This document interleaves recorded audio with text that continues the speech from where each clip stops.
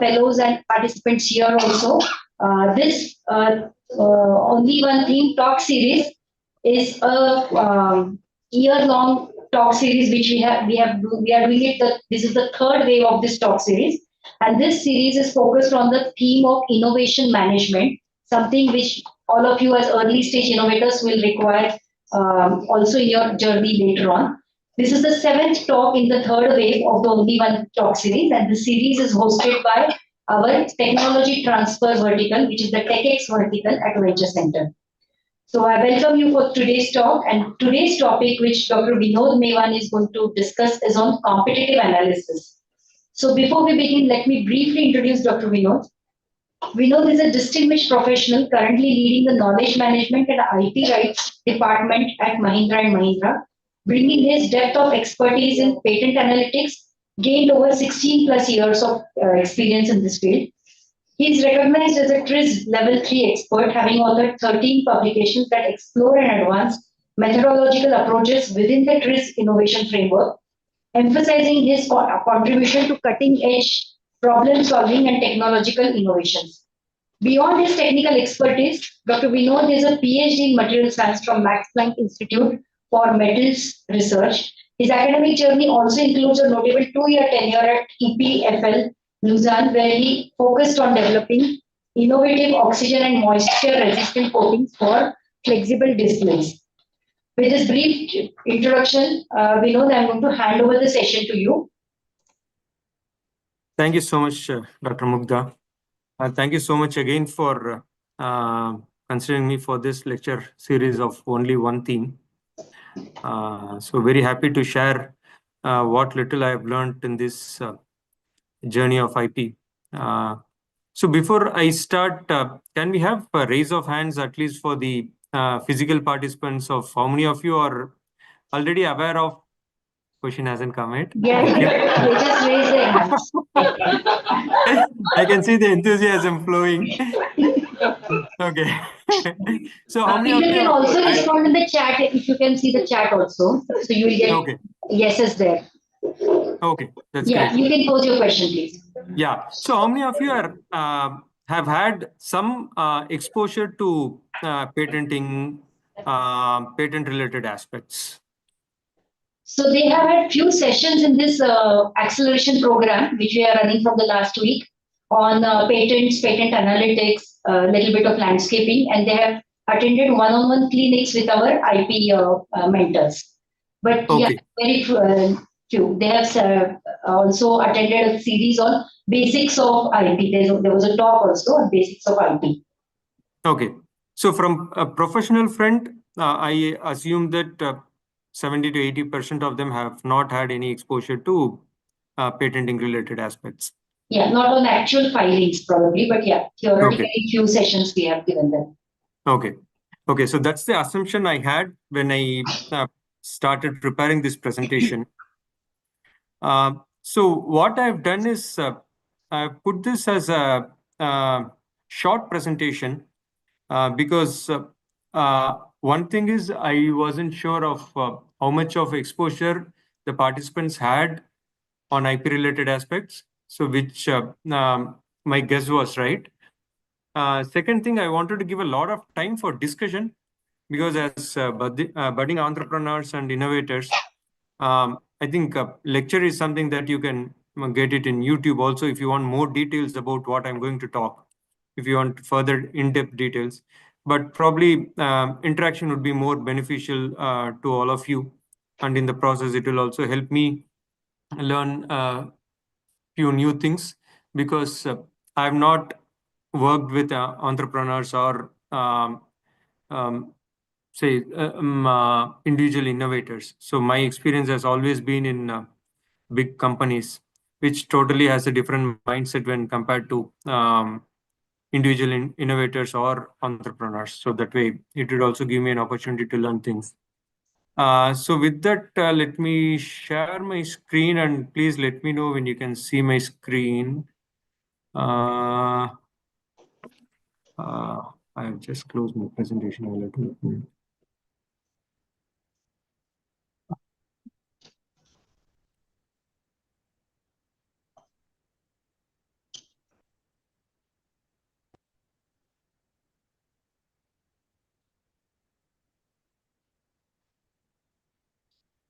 Your screen is still loading at our end. Yeah, I'm just give me a second.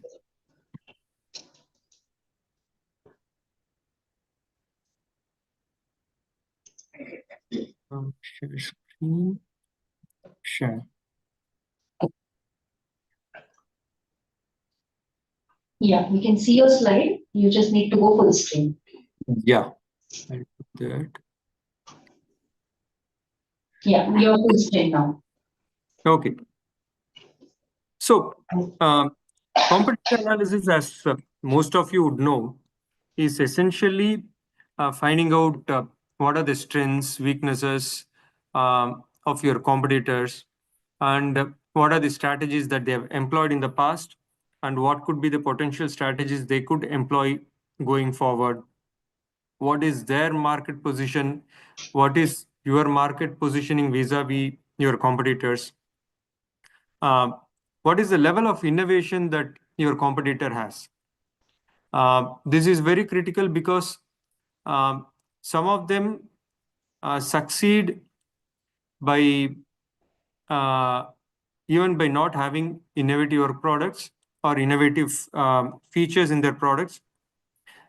But many of them succeed only through innovative features which are differentiating. And then what is the future potential in your field or in your domain of product that you have? And there are a lot more aspects that you can assess about your competitor. And what are the things that you assess and how do you go about assessing greatly varies depending on whether you are a startup or your competitors are startups, and vice versa. Whether you are a big company and your competitors are big company or startups. So when I was in GE as well as in TVS Motors and currently in Mahindra, when we look at startups, for example, if you have to acquire startups or merge with a startup or put a stake in a startup, then the parameters that we look are very different from when we want to collaborate with somebody who is not a startup but is a well-established company. So it becomes very important when you want to do a competitive landscape or competitive analysis to first define whom do you want to analyze, whether only the startups or established players or the entire gamut of players who are your competitors. And there are also certain other objectives that you'll have to keep in mind when you start your competitive analysis. And that would essentially define what is it that you are actually going to focus on in your competitive analysis. So this is just basics of it, but I'll focus mainly on the innovative aspect of the competitive analysis, which is through patent analysis, because that's my forte. So I'll focus on that. So if you look at patent landscaping, it is essentially analyzing the technology that you're looking for. Okay, so that's why it's also sometimes called as technology landscaping. But there is a subtle difference when when you say something as a technology landscape or when you call something as a patent landscape.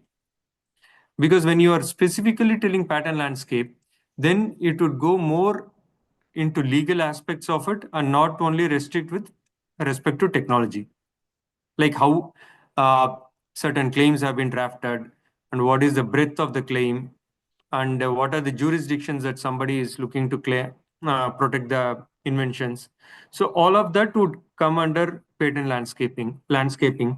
But when you're only talking about technology landscaping, you will more focus on what is the technology that is currently people are working on, and what's the strength of those technology, what are the opportunities available in those technologies. That's what you look at when you're doing technology landscaping.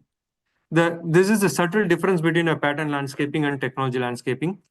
I'll not go too deep into it because this might digress from the main topic. And why do we do this pattern landscaping?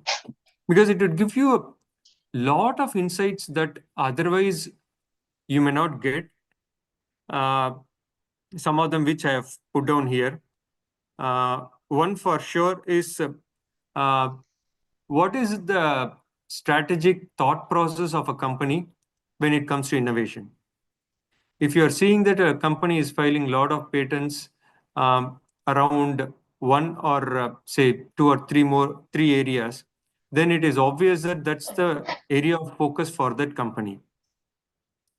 And if you see that the focus area has changed, for example, say between 1990 to 2000, the areas of focus has been A, B, and C, whereas starting from 2000, 2003, the focus has shifted. Then it means clearly that the focus area of innovation for that company has shifted. For example, you can see that in the last 1 year, Reliance has been filing thousands of patents related to geo and 6G technology, which Reliance had never done in the last, say, 40, 50 years of history. Totally cumulatively, they have not filed as many patents in all of their research or technology that they are working than what they have filed in the last 1 year. So that clearly shows how aggressive Reliance is when it comes to geo, and how determined they are to position themselves as number one when it comes to 6G technology. Probably they don't have, or we as a country don't have the strength to do it. Probably we missed the bus, and probably Reliance doesn't want to do it for 6G. So the number of patents that they have been filing month on month is humongous. So that clearly shows what is Reliance's focus area when it comes to innovation. And it also gives an insight into, as a corollary, it also gives us an insight into how the R&D planning of your competitor is. Because if they're filing in certain areas, then you know that those are the areas in which their R&D focus is also. And it also helps you to manage your risk. If these are the areas that our competitors are working, and if competitors' strengths are there, then what are the areas that we need to focus? Should we also jump into the areas where their strengths are and then fight against them? Or identify areas where they don't have the strength and then capture those areas? So that's something that you can also get through your pattern landscaping. So this broadly 30,000 feet view of what aspects you can get. But as you start doing the pattern landscaping, then you will get a lot more finer details of it.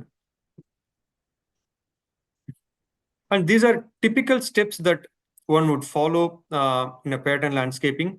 And these landscaping efforts can go from anywhere between a few weeks to an year's time. And the last point, monitor changes that can keep continuing for years together. So when I was in GE, there was one technology in which I started working in 2010-11.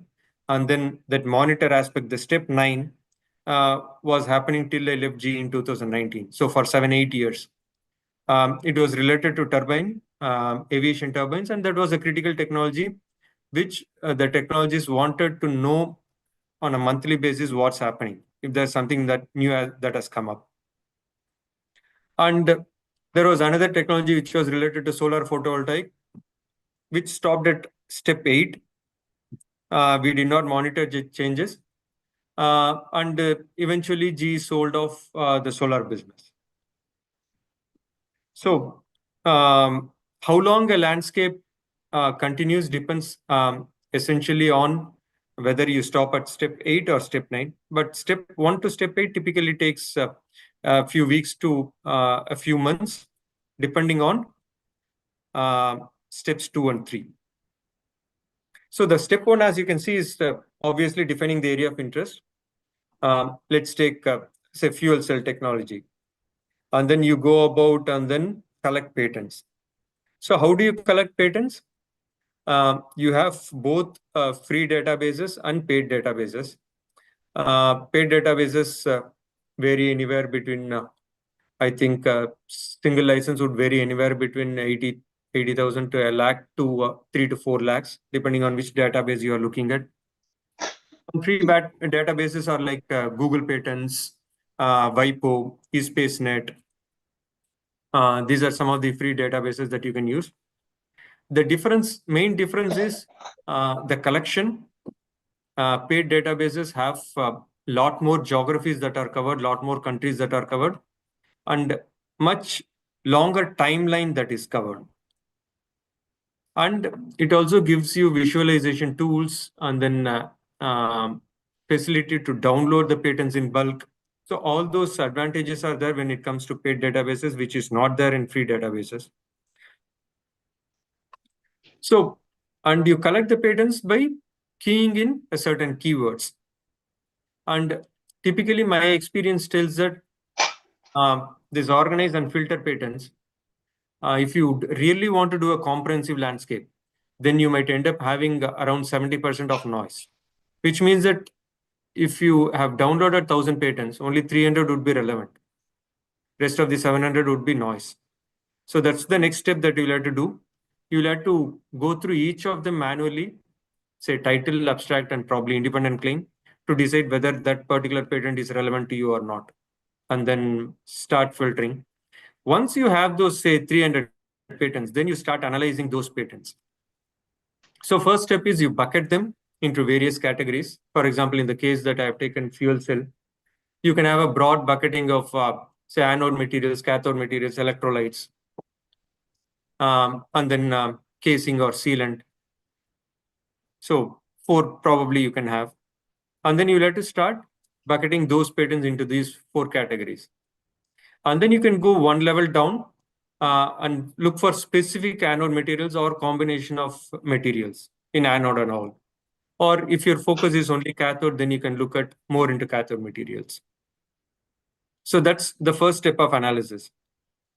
And when it comes to what are the ways you can analyze and draw insights, there are number of ways, which probably this 30-45 minutes would not be sufficient. But some of the things are, you can look at timeline trend, which I have a couple of examples I'll show. And then you can identify the key players. And you can identify the tech domains, subdomains, that's what I said, anode, cathode, or certain material combinations. And then you put it in a visualizable form and then draw insights. So this is typically how a pattern landscaping looks like. But before starting the pattern landscaping activity itself, what are things that you need to take into account? One is definitely that I just talked about, whether you're using a paid or free database. If you are really concerned about having a good landscape, then free databases are nowhere close to paid databases. So you definitely have to go for paid databases.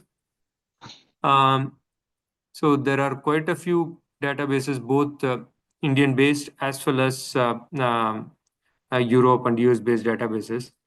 All of them have pretty good geographical coverage. They cover 150, 160 countries and have patents from, say, 1850s or 1860s. You have patents from dating back to 1850s and 60s, as far as paid databases are concerned. And it's also important to look at non-patent literature, because there are a lot of hints related to patents that you can get from non-patent literature. Because patent literature is something, a scientific theme that is written in a legal aspect. So there are chances that you may not key in the right keywords and then you may miss out a certain patents.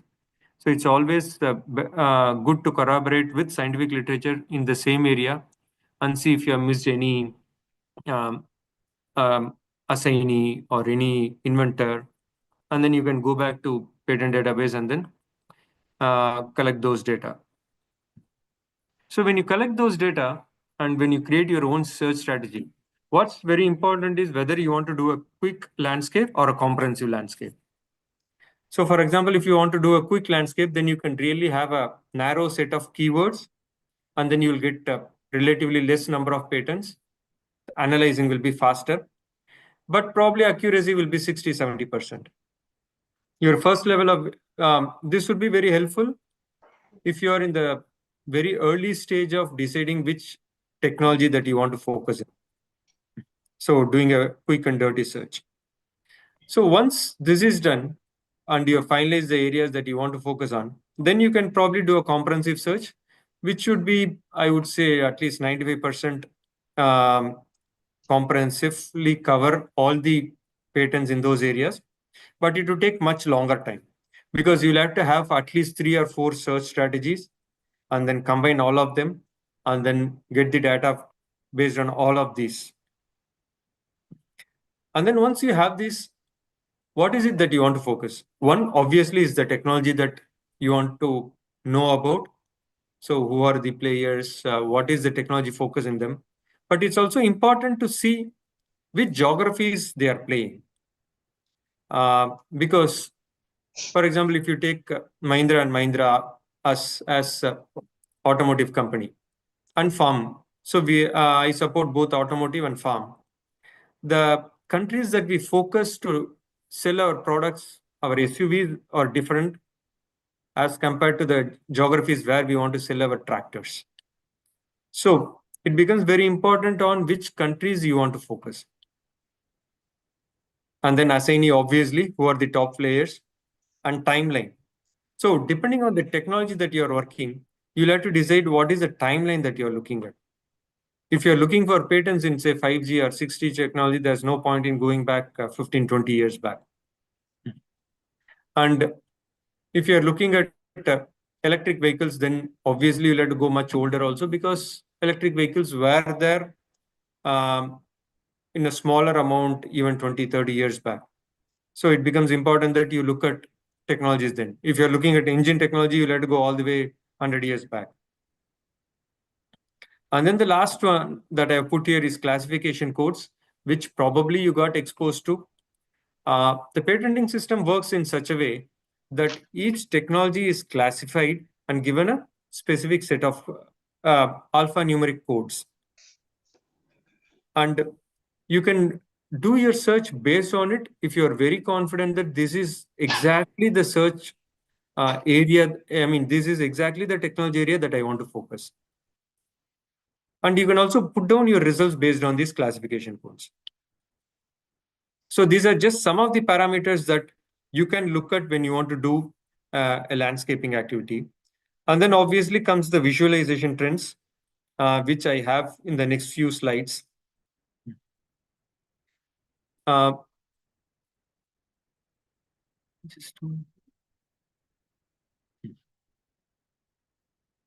so this is one way of visualizing where you see that LG is mainly focusing on anode-related technologies, whereas Samsung is more focused on cathode-related technologies.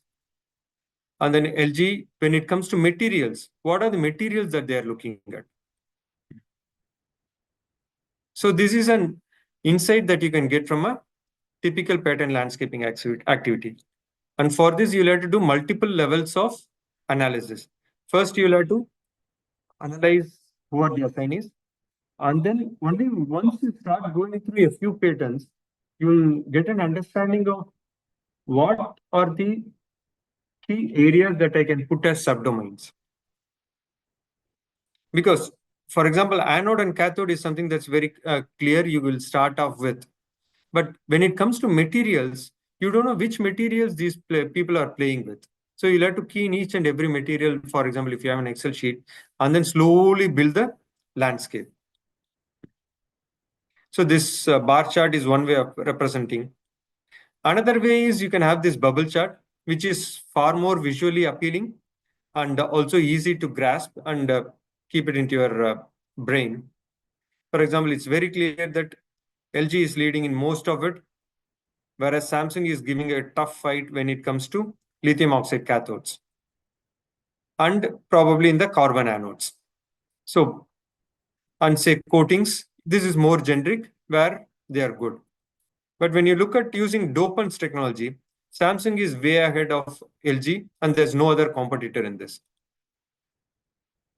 And this also gives an idea of which are the areas that a lot of people are working and which are the areas that not many people are working. For example, if you look at 1, 2, this one, lithium oxide cathodes, and probably nickel oxide cathodes. So these are 4 or 5 areas where a lot of people are working. And processing is something that not many people are patenting, and dopants and collector plates. So these are the 3 areas where there's not much of focus. So here it is not a direct conclusion that because there are not many patents, they are not working. It could also be possible that these are areas where there's no incentive to innovate and get a competitive edge. Or, for example, if I take processing is an area where typically people do not patent because it's very difficult to find out if somebody is infringing or not. So, for example, if LG files for a particular process of making lithium oxide coatings, and if Samsung is using the same technology, learns from the LG's patents and uses it in their labs, there's no way you can tell that Samsung is infringing on LG, because process patents are very difficult to detect. So that's one of the reasons why typically people don't go about filing for processing patent unless they have something called a patentable hook, which is a signature that gives that the product has been manufactured only through this process. For example, you can have certain coating with a given microstructure that can be obtained only through, say, chemical with certain parameter restrictions. Only then you will get this microstructure. So if you have that, and if you can prove that, then you can go ahead and file for a process patent. That's called a patentable hook. So there are certain ways in which you can actually claim a process patent. The other insights that one can get is, this is called a heat map, which is very helpful if you're looking at high. So here I have taken an example of Fraunhofer. What are the areas that they are working on? What are their focus areas? So the more the red, the more the focus area is. And as it becomes light red to yellow to green, that's the area where the focus areas are less. So this again gives you an idea of a given company or a given competitor. What are their focus areas? In a single shot, you can see this only gives you certain keywords. So it's you'll have to do a deep analysis of this, but this gives a pretty good overview of what are the areas that they're focusing on.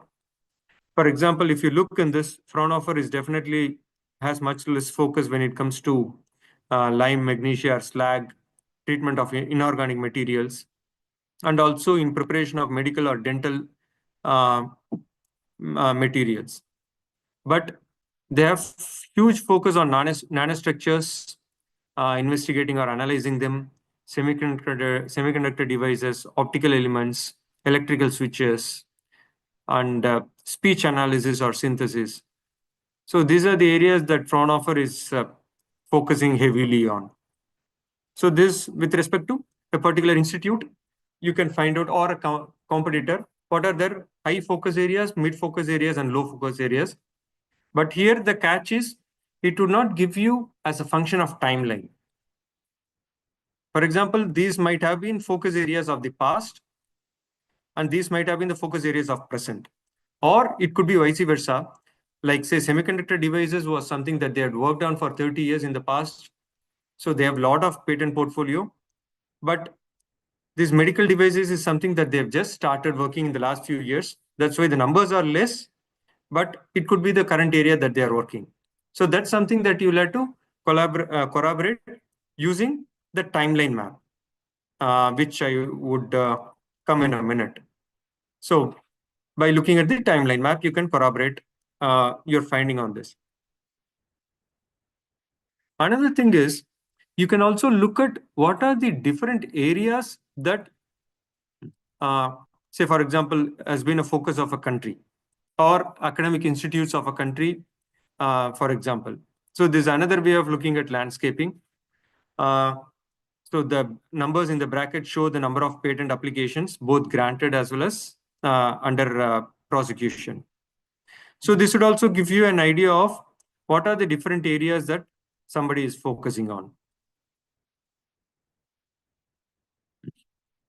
So now I've just taken an example of fuel cells. This I picked it from the WIPO website, the next 3-4 slides. So you can clearly see that it's only after around 2000 that the number of patents shot up like anything. And there was a dip around 2010, and then it has again increased. So this just tells that in the last 20 years, the activity around fuel cell technology has been increasing exponentially. It increased in 2000s, and then it has been consistently active. Before that, the activity was very less. So that's one set of information, but who is doing it and what are the areas that they are looking at? So this graph shows you that if you look here, Japan has been the player who has been consistently filing highest number of patent applications related to fuel cell, say up until 2010 or so.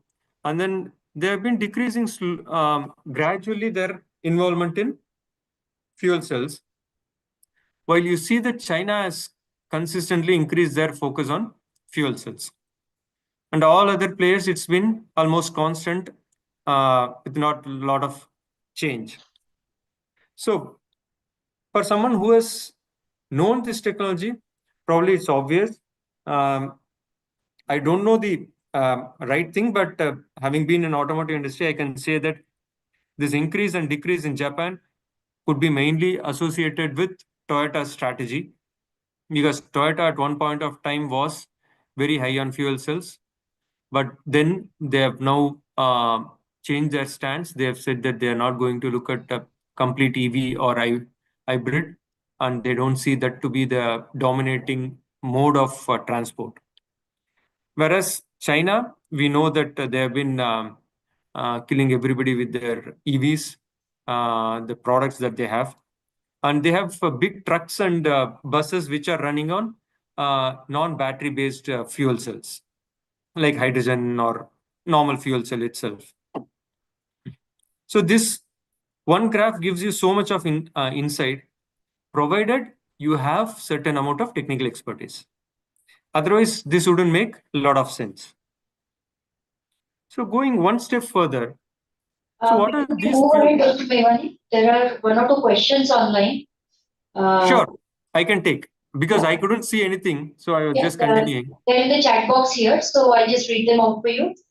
Basically, apart from the industry certified patent professionals or lawyers, are there any websites that interface with popular databases to provide data and insights like heat maps and all which you showed, which will help new innovators to cut down on the time on analyzing the large amount of data? So, see, databases like all the paid databases have this visualization technique. Visualization features available in them. So once you key in your search strings,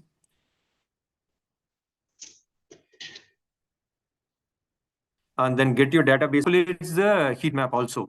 And then there are a lot of all these visualizations that I'm showing. I can also be done through the database itself. But the catch is, if you're directly doing from database, as I said, 60 to 70% of them will be noise. So the visualization that you see will include all those noise.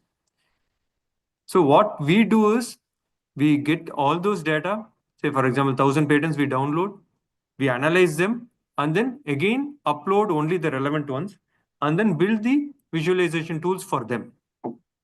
So that's how we do in-house. Does that clarify? Yeah, thank you. So this patent landscape projects, generally what is any ballpark figure for the cost? Or it depends basically on what kind of landscaping? Many KPOs who are doing this, they charge per hour or per day of effort, per day per man hour effort. So the charge would typically depend on which technology you're working, because if I take engines, then there would be tens of thousands of patents. But if you take something, a niche area, there may be only 1,500 patents. So the cost would hugely depend on, vary on that. But as a ballpark, I think there are KPOs that charge from around, say, it would not be less than 25,000 rupees for a landscape. That I think that would be the starting point. And if the number of hours increases, it would definitely increase. Yeah, sure. Thanks. Maybe you can proceed further. Yeah. And the next level of analysis with this fuel cell, you can see what are the areas that these fuel cells are being used. So here it is clearly you can see for each of the areas, which is the majority or which is the prominent fuel cell technology that's being used. The green corresponds to proton exchange membrane based fuel cells. That is what is being most popularly used, followed by the direct or reforming type. Whereas if you see the solid oxide fuel cell is not being used a lot. That's around 15%. So this is another insight that you can get using a landscape, like which type of fuel cell is being used and in which segment which is used more popularly. So that's something that you can draw your insights into. And finally, the same technology versus country. Which country is focused on which technology? That's something that you can also figure out. And the end of life. So fuel cell, the major challenge is what's the end of life? How do you do recycling? And who are the players who are involved in recycling and how the patenting has been over a period of time recycling has been. Because when you do a landscape, it's important that you do it for the full life cycle so that you get a complete picture.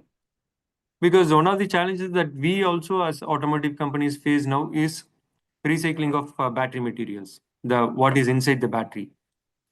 So if you don't have a complete picture, then whether you are starting a business or starting a company, you would have challenges down the lane.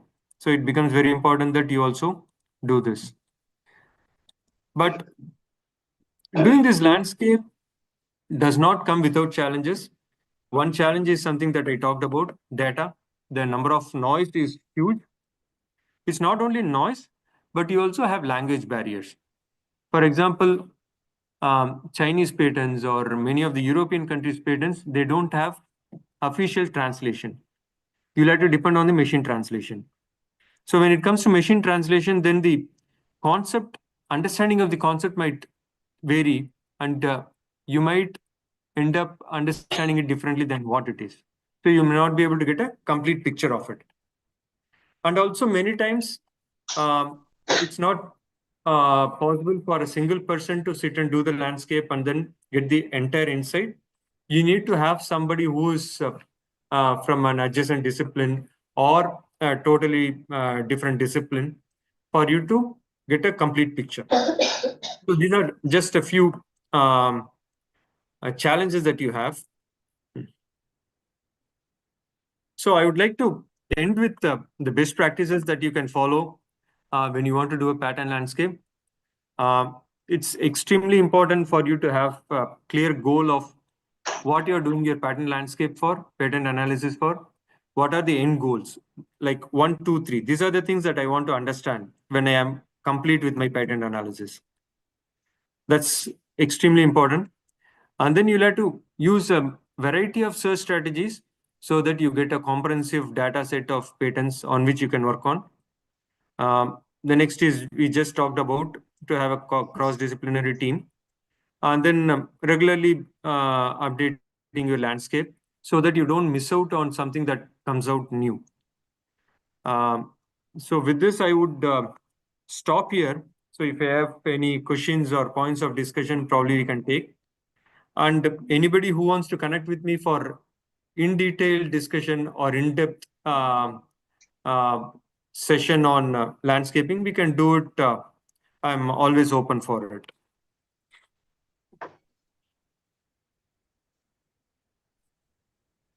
Hello, Vinod. This is Premnath here. Can you hear me? Yes, Premnath. Good evening. Thank you for this talk. I just wanted to ask you a few questions, especially when you're doing some of these competitive analysis. Are there claim mappings that you do in terms of what is claimed? Do you do it at the claim levels also, or do you do it only at the level of topics? So it depends on the requirement. So we definitely go into claim level, do claim mapping. But claim mapping would become important if we already say have a product with us, or if we have a at least a design of experiment DOE, or advanced level where we know that this is what we want to have in the product. Then it would be very important to do a claim mapping. But if you are at very initial stages, then we don't do claim mapping for each of it, but we do analyze the claims and then see what are the restrictions that are there in the claims. And so actually claim mapping is the thing that helps us in finding out the white spaces. So we definitely do it. But at what level we do differs on what is the patent landscape is for. Yeah. How do you use it for your how do you use it for your own planning kind of research activities, say, for example, in company environments, early stage research? Yeah. So for early stage research, we don't so much focus on claim mapping. We would at first level focus on the technology areas. For example, say if I take the fuel cell, then processing of anode materials or anode coatings. If people have focused more, then we would say that these are the areas that they have focused. For example, this area is very crowded. Do we still want to play in this area or move into a different area? So if we decide that we still want to play in that area, then we start going into claims and see what is the boundary. Claim is essentially boundary of their invention. So what is the boundary that they have covered? And then see, is there a exclusive circle in a Venn diagram parlance that I can create for myself? So that's how we use the claim mapping for. Also, can you comment on how large companies use it, say, for example, during mergers and acquisitions in terms of competitive assessments, and when they're trying to buy technologies? Do you want to comment on how you would, for example, use a competitive analysis and place a given technology under license? Yeah, that's a huge topic, but I can briefly talk about it. See, when it comes to acquiring a company or say merger and acquisition, patenting plays a critical role because you want to make sure that the company, say, let's consider it as X. Company X does not has any patent that is invalid, or the product has a product that is infringing on someone else's patent, say Y's patent. Because then you are acquiring a company that is has potential to be sued. And typically, for example, if Mahindra wants to acquire a small four-wheeler company that's just a startup, then say Tata Motors or Maruti may not sue that small company, but the moment Mahindra acquires them, they would definitely want to sue it.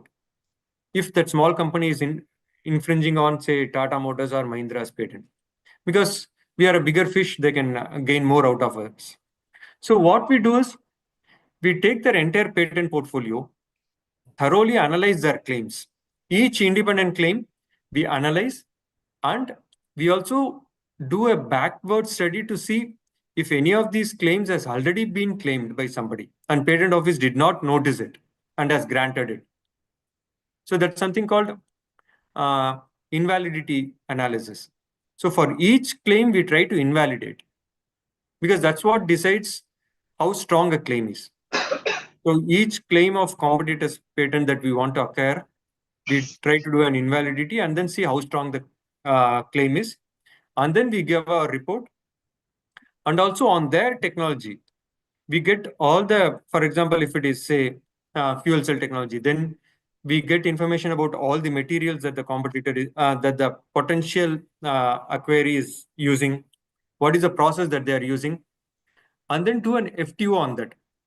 So we get every detail about process steps, parameters, and everything, and then see if any of this is being patented by somebody else, and this person, this potential target that we are looking at is infringing on someone else's patent. So that's also an exercise that we do extensively. So it hope answers a little bit to what. No, that's good. Just wanted to check if anybody else has a question. Otherwise, I have one more. Then, Mugdha? Yeah, you can go ahead. Yeah. So one other important aspect I wanted to check with you is about defensive and offensive patenting, and how can we use competitive analysis to know if somebody is patenting in in order to either sort of limit the scope of their competition, or because you can't just rely on what is there in their product, right? Alternative product. They might be patenting outside of the what is relevant to their product also. Correct. Right. So how Correct. do you use that into competitive analysis? Yeah. So for audience sake, defensive patenting is a strategy where you try to protect what you are having in your product. And offensive patenting is something where you may not have something in your product, but you don't want your competitor to have it. So then you go around and protect those. Probably the offensive patenting and defensive can be technology based or geography based also. So for example, if I have to take, let's say Mahindra has, say, no play in tractors, say in Germany. This is a hypothetical scenario. I don't know the real picture. But John Deere has a huge market in Germany. And Mahindra has developed a technology which we will not use in Germany, but we expect that John Deere may use it. Then we go out and file there, in spite of having no product there. So that's offensive strategy. And if we are filing only in the countries where we are going to introduce our products, then that is defensive strategy. And this typically is in the strategy of the company on how they want to go about.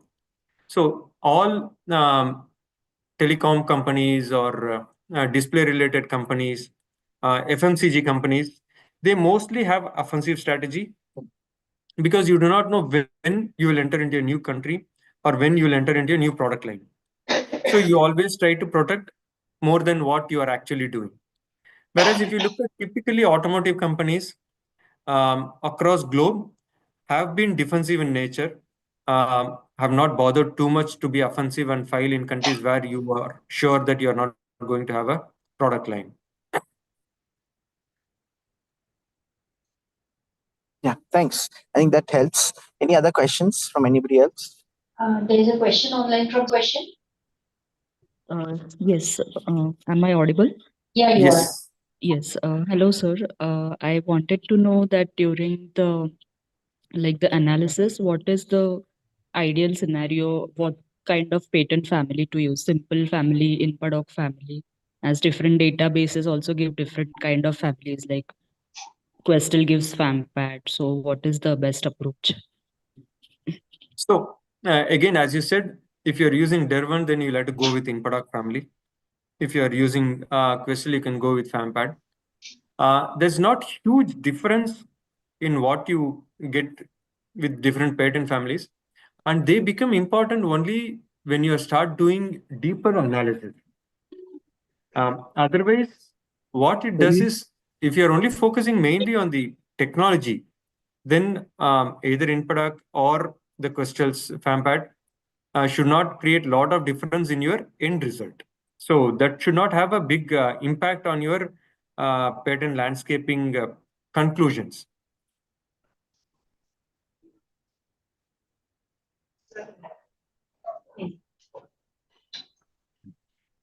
Good afternoon, sir. I have a question. You were explaining something about patenting a process. I couldn't understand that. And if I'm supposed to patent a process, so what will be the approach? See, the challenge in patenting a process is something that you do within a lab or within a manufacturing environment. To say, as an example, so if you are patenting it, what do you mean by patenting? When you patent something, you expose the best method of doing something. So if you are growing something in your lab, if you want to patent that process, then you will have to give the best method of working it to the patent office, and patent office will publish. And your competitor can read that and then start doing the same process in their lab. So how would you know that a competitor has copied your process? There's no way to know. So by patenting it, you are only giving it out for free, and you are not creating a monopoly for yourself. So that's why I said you should have a patentable hook or a signature by which you can find out that this product came out of this process. No other process could have given this product. So if you have that signature, then you can go ahead and get a process patent.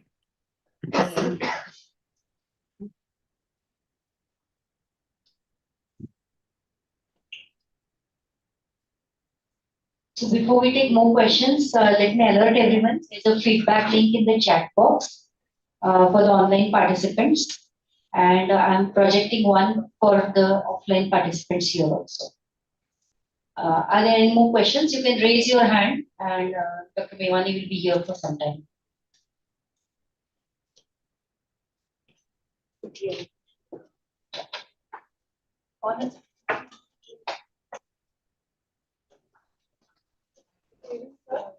Am I audible to you? If you can be a little louder, that would help. Good evening, sir. I have one question regarding the technology. If you are going to patent the technology, like if you see the electrical vehicles, in Mahindra also there are several vehicles, so the market has already been captured. So, and you talk about just Geo, just 5G, 6G. So how they patent the technology? Because in the market there are several competitors also. But if I have already patented the technology, then how the several competitors is existing in the market? So if you're talking about, say, electric vehicle, it's a vehicle is a complete package, but electric vehicle has, say, 10,000 components in it. So if you just take the battery pack is 40% of the weight of the electric vehicle. And a battery pack has, say, 50 cells.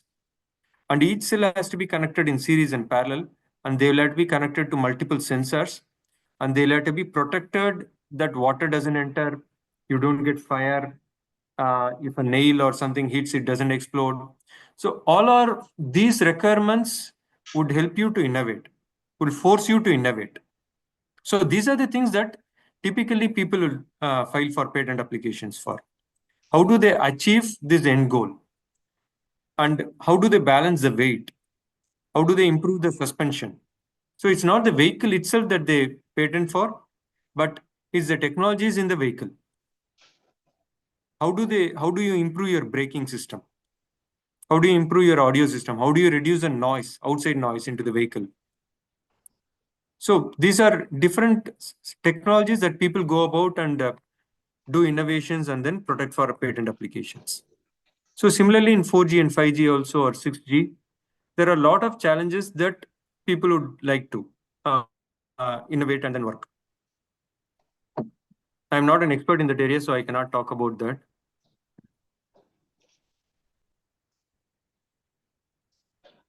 Okay, so if there are no more questions, I don't see any more questions online also.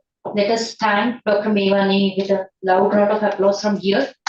I hope we can hear it. Thank you so much. So you can get my mail ID from Dr. Mugdha Lele, and then you can contact me if you have any other queries or any support that you need. I'll be more than happy to pitch in. Thank you so much for joining us today, Vinodh Mewani ji.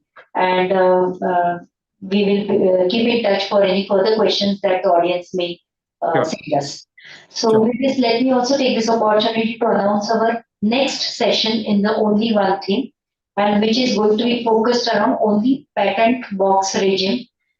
This time we are going to have it, generally we have it on alternate Tuesdays, but because the alternate Tuesday we will have the Christmas week, we are preponing the Christmas week session to 17th December, which is the immediate Tuesday coming up 1 week down the line. So we will have 2 back-to-back Tuesdays this time for the month of December, and this session is on only patent box regime by Mr. Amiya Kunte. So we look forward to joining you online, and those are registered for the first time today. Don't worry, you need not register again for this talk series. You will get the joining link by default in your email box. That's right, Vida? Yeah. So you will get the joining link directly in your email box. So thank you for joining us today, and goodbye and good evening to all of you. So, Dr. Lele, can you send me the link for that session? I can circulate across here. Sure. Yes, I will do that. I'll keep that in mind. Yeah, we are announcing it tomorrow. Okay, thank you so much. Publicity, so we will send it across. Yeah, thank you. Thank you so much. Bye. Bye.